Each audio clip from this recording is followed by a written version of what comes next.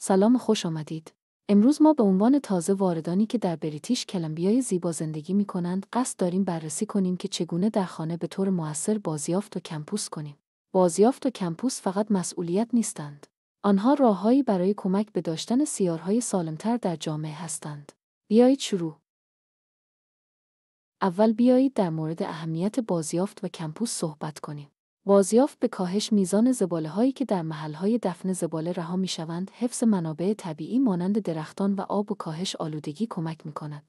از سوی دیگر کمپوست زباله‌های عالی مانند بقایای مواد غذایی و زباله‌های حیات را به خاک غنی از مواد مغذی تبدیل می‌کند.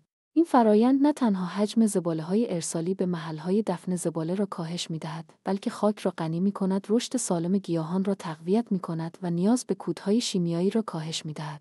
این شیوه‌ها در کنار هم به طور قابل توجهی به محیط زیست و جوامع ما سود می‌رسانند. حال بیایید نگاهی به نحوه کار بازیافت در بریتیش کلمبیا بیندازیم. استان ما یک سیستم بازیافت قوی دارد که از طریق سازمان‌هایی مانند گغلگ‌ای مدیریت می‌شود. این سازمان بر بازیافت مواد مختلف از طریق برنامه‌های جمع‌آوری کنار خیابان و مراکز تحویل محلی نظارت دارد. هر شهرداری ممکن است قوانین کمی متفاوتی در مورد آنچه می‌تواند بازیافت شود داشته باشد، بنابراین بررسی دستورالعمل‌های محلی مهم است. برای اطلاعات بیشتر در مورد آنچه پذیرفته شده است و یافتن گزینه‌های بازیافت محلی خود به یگنه و شورای بازیافت بریتیش کلمبیا مراجعه کنید. این وبسایت‌ها منابع فوق‌العاده‌ای برای کمک به شما در پیمایش چشمانداز بازیافت هستند. خب چه چیزهایی را می‌توان در بریتیش کلمبیا بازیافت کرد؟ در اینجا به برخی از مواد قابل بازیافت رایج اشاره می‌کنیم. کاغذ و مقوا، این شامل روزنامه‌ها، مجلات، جعبه‌های مقوایی و کاغذهای اداری می‌شود. پلاستیک‌ها، می‌توانید ظروفی را که با نمادهای بازیافت شماره 1 PETE و شماره 2 HDPE مشخص شده‌اند بازیافت کنید. فلزات، قوطی‌های آلومینیومی مانند قوطی‌های نوشابه و قوطی‌های حلبی قابل بازیافت هستند. شیشه، بطری‌ها و شیشه‌ها را نیز می‌توان بازیافت کرد، فقط به یاد داشته باشید که درب آنها را بردارید. برای راهنمای کامل مواد قابل بازیافت به دفترچه راهنمای زباله‌های بازیافتی بریتیش کلمبیا به نام چه چیزهایی را می‌توانم بازیافت کنم مراجعه کنید. این یک ابزار مفید و قابل دسترس می‌باشد. از طرف دیگر بیایید در مورد آنچه که قابل بازیافت نیست بحث کنیم. این شامل موارد زیر است: کیسه‌های پلاستیکی که اغلب در دستگاه‌های بازیافت گیر می‌کنند. پلی استایرن فوم، این فوم که معمولاً با نام یونول اید شناخته می‌شود، در برنامه‌های جمع‌آوری بازیافت‌های کنار خیابان قابل بازیافت نیست. با این حال فوم پلی استایرن و کیسه‌های پلاستیکی در مراکزی مانند ونکور زیرو ویست سنتر و لندون دراگ برنابی اکو سنتر، برنابی باتل سنتر و سایر مراکز قابل بازیافت هستند. می توانیم آنها را به همراه باتری‌ها، لامپ‌ها، لوازم الکترونیکی و سایر اقلام به آنجا ببریم. مواد آلوده به غذا، مواد اقلامی مانند جعبه‌های پیتزا و ظروف چرب می توانند کل مواد قابل بازیافت دیگر را آلوده کنند. جعبه‌های پیتزای چرب و سایر اقلام کاغذی آلوده به غذا را در سطل سبز بیندازید. برخی از اقلام از جنس شیشه‌ای، این شامل موارد زیر می شود: آینه‌ها و شیشه‌های پنجرها و ظروف. و دانستن اینکه چه چیزهایی را نباید بازیافت کرد، به اندازه دانستن اینکه چه چیزهایی را می توان بازیافت کرد مهم است. دفع صحیح این اقلام برای حفظ جریان درست بازیافت ضروری است. بیایید به سراغ برخی از بهترین شیوه‌های بازیافت در خانه برویم. همیشه ظروف را بشویید تا بقایای مواد غذایی از بین بروند. متاسفانه مواد قابل بازیافت آلوده به مواد غذایی به محل‌های دفن زباله اضافه خواهند شد. راهکارهای ذخیره‌سازی: یک ایستگاه بازیافت مشخص در خانه ایجاد کنید. این می‌تواند به سادگی داشتن سطل‌های زباله در آشپزخانه یا گاراژ شما باشد که برای هر ماده برچسب گذاری شده باشند. این گام‌های کوچک تفاوت بزرگی در میزان اثربخشی بازیافت شما ایجاد می‌کنند. حالا بیایید تمرکزمان را به کمپوست تغییر دهیم.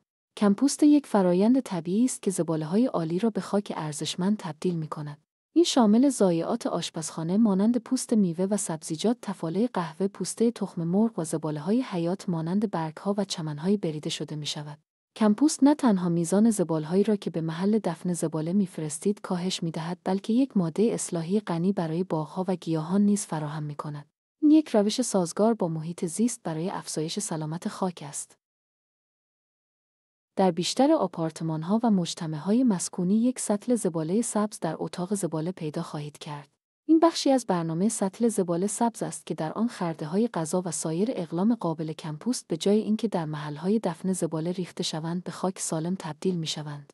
در اینجا نحوه پیوستن به این برنامه درست از خانه خود آمده است. ابتدا یک سطل کمپوست کوچک در آشپزخانه خود قرار دهید. می توانید از هر ظرفی با درب استفاده کنید یا یک سطل کمپوست رومیزی از یک فروشگاه محلی خریداری کنید. برخی افراد سطل خود را با یک کیسه کمپوست یا یک کیسه کاغذی برای سهولت در تمیز کردن آسان می پوشانند. در مرحله بعد زباله‌های غذایی خود را جمع آوری کنید. می توانید چیزهایی مانند موارد زیر را کمپوست کنید، خرده‌های میوه و سبزیجات، نان، برنج و ماکارونی، تفاله قهوه و کیسه‌های چای، دستمال کاغذی و حوله کاغذی. موادی که نباید داخل آن قرار دهید شامل پلاستیک، فویل یا بسته‌بندی مایعات پوشک یا فضولات حیوانات خانگی است. وقتی سطل شما پر شد، کیسه یا ظرف را ببندید و آن را به اتاق زباله ساختمان خود ببرید. در آنجا سطل بزرگ سبز رنگی را که با برچسب ارگانیک یا کمپوست مشخص شده است پیدا کنید و زباله‌های خود را داخل آن خالی کنید. شروع کمپوست سازی آسان است. در اینجا چند مرحله برای کمک به شما در شروع کار آورده شده است. یک سطل کمپوست انتخاب کنید. می توانید یک سطل کمپوست بخرید یا از یک ظرف پلاستیکی یا پالت‌های چوبی یکی بسازید. مطمئن شوید که جریان هوای مناسبی دارد.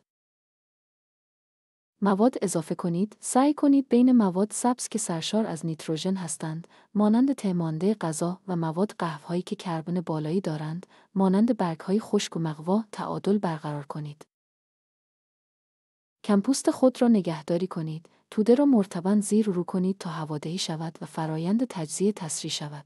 آن را مرطوب نگه دارید، اما نه خیلی خیس. کمپوست خود را برداشت کنید. پس از چند ماه کمپوست تیره و خرد شده ای خواهید داشت که می توانید در باغچه یا برای گیاهان گلدانی از آن استفاده کنید. برای نکات دقیق‌تر در مورد کمپوست به کمپوست در بریتیش کلمبیا مراجعه کنید. برای یافتن منابع بازیافت محلی از جمله رویدادها و مراکز تحویل زباله به شورای بازیافت بریتیش کلمبیا مراجعه کنید. آنها ابزارها و منابع مختلفی را برای کمک به شما در جهت یابی بازیافت و کمپوست در منطقه خود ارائه می دهند. همچنین می توانید برای اطلاعات خاص در مورد برنامه‌های جمع‌آوری زباله از کنار خیابان، مواد پذیرفته شده و هر گونه رویداد بازیافت یا کمپوست محلی که ممکن است در حال وقوع باشد به وبسایت شهرداری خود مراجعه کنید.